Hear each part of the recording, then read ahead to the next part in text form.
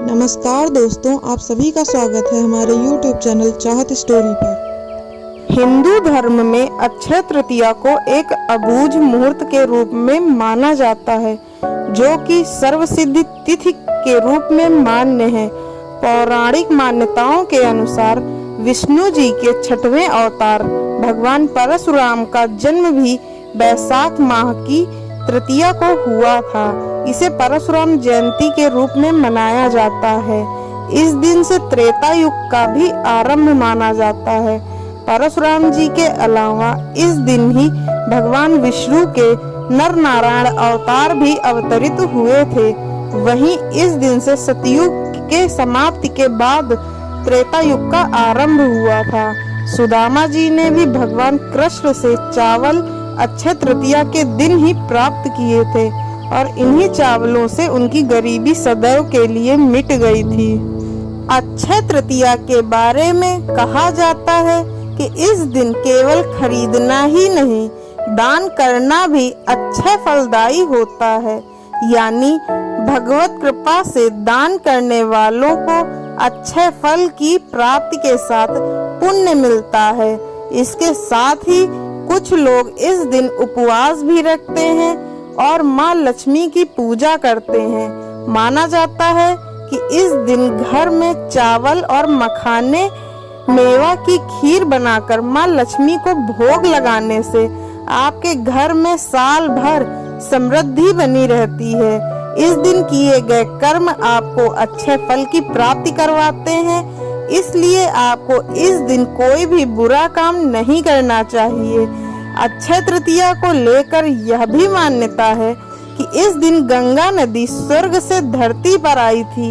इसके अलावा इस दिन को रसोई और भोजन की देवी अन्नपूर्णा के जन्मदिन के तौर पर भी मनाते हैं।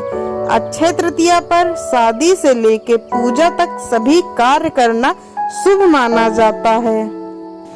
अक्षय तृतीया के दिन सोने चांदी की चीजें खरीदी जाती हैं, इससे बरकत आती है।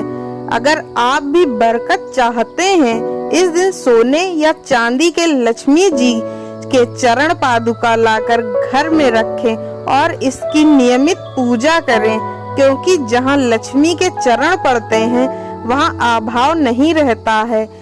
अक्षय तृतीया के दिन 11 कौड़ियों को लाल कपड़े में बांधकर पूजा स्थान में रखें। इससे देवी लक्ष्मी को आकर्षित करने की क्षमता होती है। इनका प्रयोग तंत्र मंत्र में भी होता है। देवी लक्ष्मी के समान ही कौड़ियां समुद्र से उत्पन्न हुई हैं।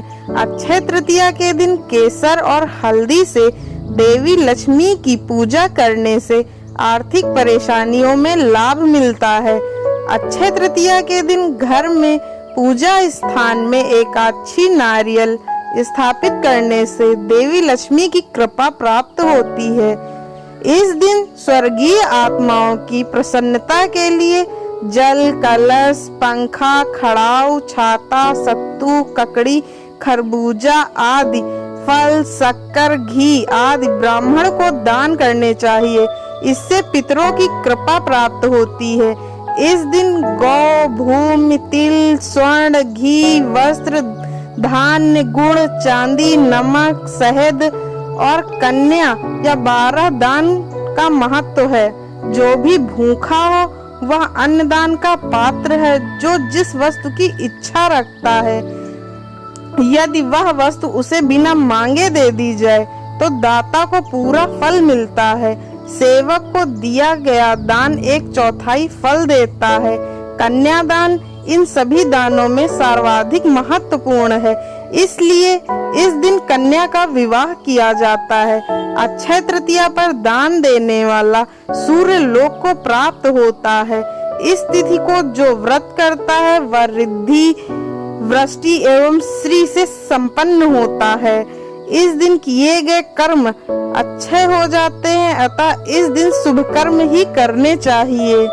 अक्षय तृतीया की एक कथा के अनुसार प्राचीन काल में एक धर्मदास नामक वैश्य था। धर्मदास अपने परिवार के साथ एक छोटे से गांव में रहता था। वह बहुत ही गरीब था वह अपने परिवार के भरण पोषण के लिए चिंतित रहता था। उसके परिवार में कई सदस्य थे। धर्मदास बहुत ही धार्मिक प्रवृत्ति का व्यक्ति था। उसका सदाचार तथा देव एवं ब्राह्मणों के प्रति उसकी श्रद्धा अत्यधिक प्रसिद्ध थी। अक्षय तृतीया व्रत के महात्म्य को सुनने के पश्चात उसने अक्षय तृतीया पर्व के आने पर सुबह जल्दी उठकर गंगा में स्नान करके विधि पूर्वक देवी देवताओं की पूजा की। व्रत के दिन सामर्थ्य अनुसार जल से भरे घड़े, पंखे, जौ, सत्तू, चावल, नमक, गेहूं, गुड़, घी, दही, सोना तथा वस्त्र आदि वस्तुएं भगवान के चरणों में रखकर ब्राह्मणों को अर्पित की। यह सब दान देकर धर्मदास के परिवार वाले तथा उसकी पत्नी ने उसे रोकने की कोशिश की। उन्होंने कहा कि अगर धर्मदास इतना सब कुछ दान में दे देगा तो उसके परिवार का पालन पोषण कैसे होगा।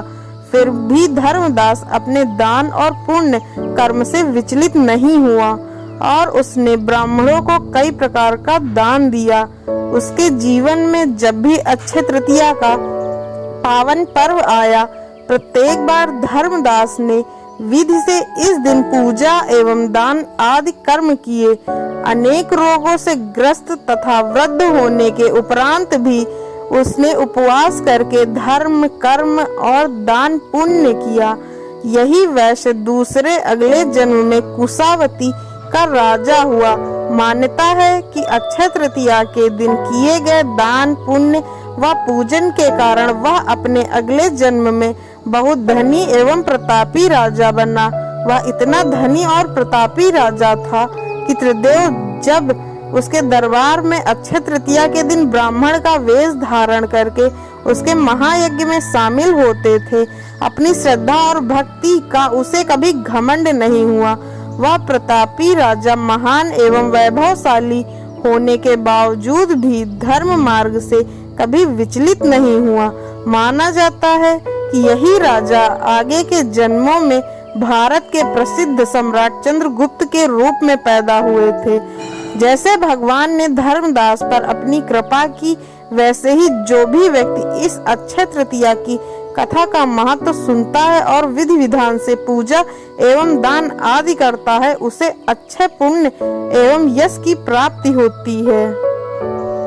ऐसी ही रोचक कहानियाँ सुनने के लिए हमारे YouTube चैनल चाहत स्टोरी को लाइक करें, शेयर करें और सब्सक्राइब करें। धन्यवाद।